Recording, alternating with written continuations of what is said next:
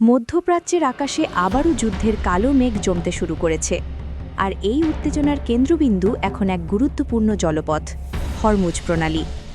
বিশ্বের সবচেয়ে ব্যস্ত তেল পরিবহন রুটগুলোর একটি এই প্রণালী, আর এখানেই নতুন করে মুখোমুখি অবস্থানে দাঁড়িয়েছে যুক্তরাষ্ট্র এবং চীন।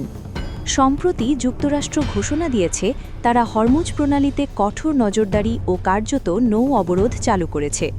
তাদের দাবি, এটি নিরাপত্তা নিশ্চিত করার জন্য নেওয়া পদক্ষেপ। তবে বাস্তবে এর প্রভাব পড়ছে আন্তর্জাতিক বাণিজ্য ও জ্বালানি সরবরাহে। অন্যদিকে চীন এই পদক্ষেপকে সরাসরি চ্যালেঞ্জ করেছে। বেইজিং স্পষ্ট করে জানিয়েছে তারা ইরানের সঙ্গে তাদের বাণিজ্যিক ও জ্বালানি সম্পর্ক বজায় রাখবে, যে কোনো পরিস্থিতিতেই। চীনের প্রতিরক্ষা নেতৃত্বের বক্তব্য অনুযায়ী তাদের বাণিজ্যিক জাহাজ নিয়মিত এই প্রণালী ব্যবহার করছে এবং ভবিষ্যতেও করবে। কোনো বাহ্যিক চাপ বা হুমকি তাদের এই কার্যক্রম থামাতে পারবে না। এখানে একটি গুরুত্বপূর্ণ বিষয় হল চীনের জ্বালানি নির্ভরতা।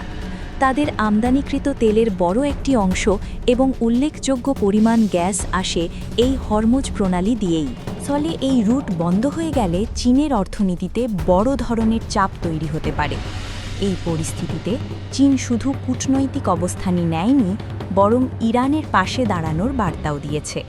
ইরানও দাবি করছে এই প্রণালী তাদের নিয়ন্ত্রণে রয়েছে এবং তারা এটি উন্মুক্ত রাখতে প্রস্তুত। এর ফলে তৈরি হয়েছে এক জটিল আন্তর্জাতিক সংকট। যুক্তরাষ্ট্র একদিকে সামরিক উপস্থিতি বাড়াচ্ছে, যুদ্ধজাহাজ, আধুনিক যুদ্ধবিমান এবং বিশেষ বাহিনী মোতায়েন করছে। অন্যদিকে চীন এখনও সরাসরি সামরিক পদক্ষেপ না নিলেও তাদের অবস্থান অনেকটাই কঠোর ও অনমনীয়। বিশ্লেষকদের মতে এই উত্তেজনার পেছনে রয়েছে ব্যর্থ কূটনৈতিক আলোচনা।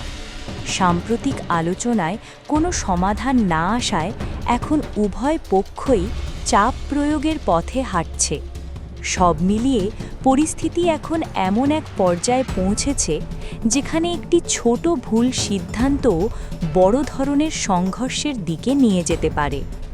প্রশ্ন এখন একটাই, এই উত্তেজনা কি কূটনৈতিক পথে থামবে, নাকি বিশ্ব নতুন এক সংঘাতের দিকে এগোচ্ছে?